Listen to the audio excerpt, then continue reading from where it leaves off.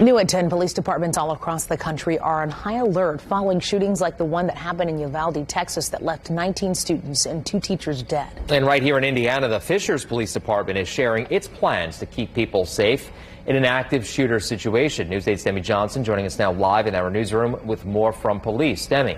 Yeah, appropriate police response to a situation like an active shooter is a big topic right now.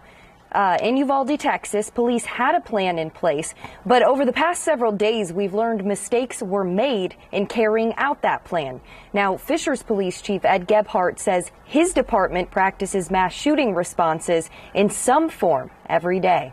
There's an expectation of leadership on each of the watches to step up and take command of those scenes.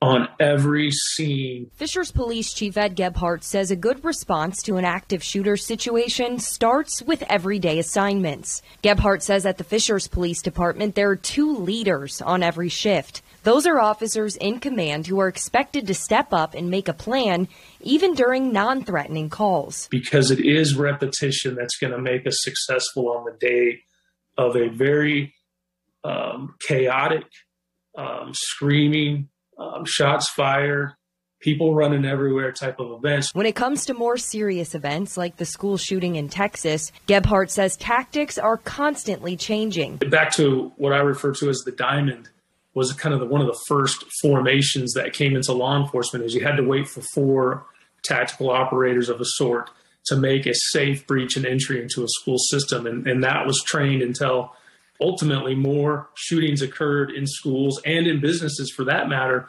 And then we realized quickly that there was no time. Now he says there's only one way police departments should be responding. The first man on scene goes in. First man or woman on scene must go in and is required a solo response. And that's how we've evolved from, Columbine to today's patrolling and policing. Gebhardt says Fishers police officers are well trained and well equipped to go into a situation solo. Our officers are issued not only primary weapons, but they're also issued rifles to be able to go in and succeed.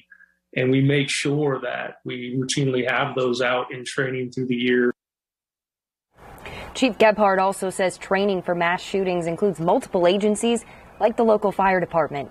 He says these trainings happen regularly. Demi Johnson, Wish TV, wishtv.com, and follow us on Facebook.